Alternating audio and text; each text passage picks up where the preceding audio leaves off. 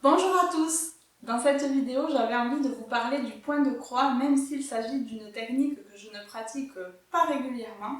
Alors pourquoi est-ce que j'avais envie d'en parler? Tout simplement parce que quand je rencontre des personnes qui ne s'intéressent pas à la broderie et que je leur dis que je fais de la broderie, je me rends compte que tout de suite ces personnes associent la broderie au point de croix, comme si dans leur esprit la broderie c'était le point de croix et rien d'autre.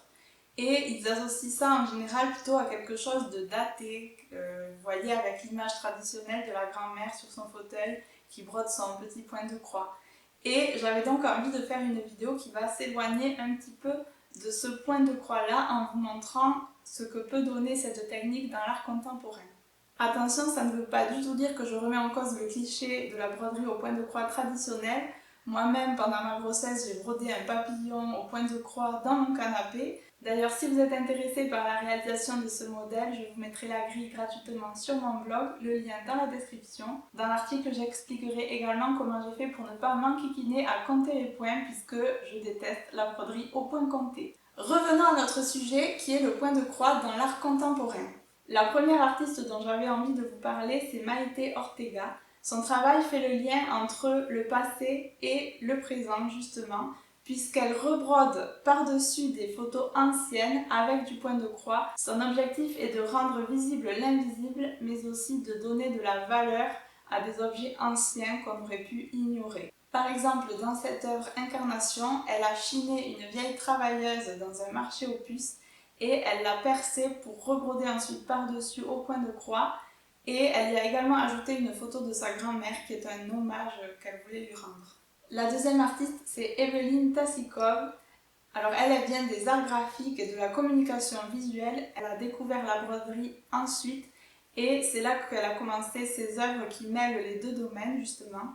Elle précise qu'à ses yeux, ses œuvres brodées sont davantage des œuvres de design graphique que de l'artisanat et elle cherche à représenter la structure des images imprimées. Dans sa série Swatchbook, elle utilise chaque couleur de fil comme une couleur d'encre de l'imprimante. Les couleurs vont donc être apposées les unes à côté des autres et c'est ce mélange qui de loin va donner l'impression d'une couleur, mais en réalité il n'y a que les couleurs primaires, exactement comme on peut trouver dans beaucoup de procédés d'impression. Si vous avez déjà regardé une affiche de très près, on peut voir justement ces petits points de couleurs qui sont séparés et c'est seulement de loin qu'on a l'impression d'avoir la multitude de couleurs qu'on voit au premier abord. La troisième artiste, c'est Diane Meyer, et elle, il se trouve qu'elle a appris la broderie au point de croix devant la télévision avec sa mère.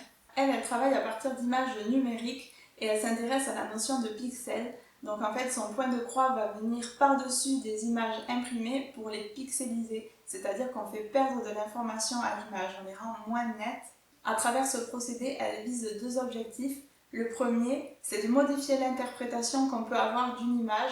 Par exemple, on va se centrer sur certains détails auxquels on n'aurait pas prêté attention puisqu'elle efface les parties vers lesquelles le regard aurait été attiré en premier, comme les visages. Son deuxième objectif, c'est plutôt un message. En fait, c'est le message comme quoi les photographies vont altérer le souvenir. En fait, la photographie se centre sur certains détails et seulement un fragment de la réalité, et bien souvent tout le contexte autour est complètement omis.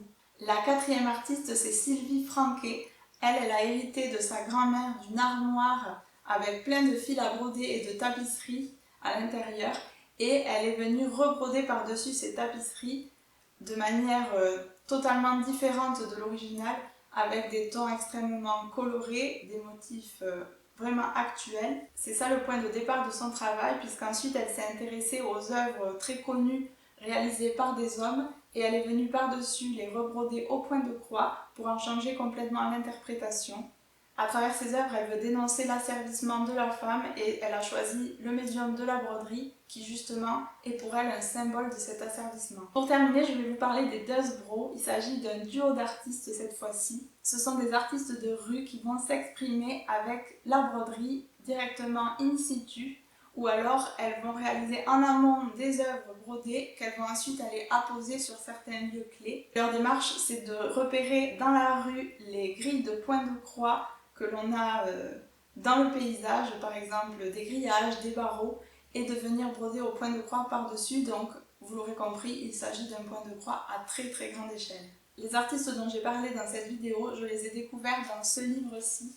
Donc si vous êtes intéressé par l'art contemporain en lien avec la broderie, c'est vraiment un ouvrage que je vous recommande parce que c'est une mine d'or. Là, j'ai sélectionné uniquement les artistes qui pratiquent le point de croix, mais il y a énormément de façons d'utiliser la broderie dans l'art contemporain. Donc n'hésitez pas, c'est une lecture que je vous recommande. N'hésitez pas à me dire dans les commentaires si vous connaissez d'autres artistes contemporains qui utilisent le point de croix et si vous avez une préférence pour l'une des artistes que je vous ai présentées aujourd'hui. Je vous dis à bientôt dans une prochaine vidéo. Bye!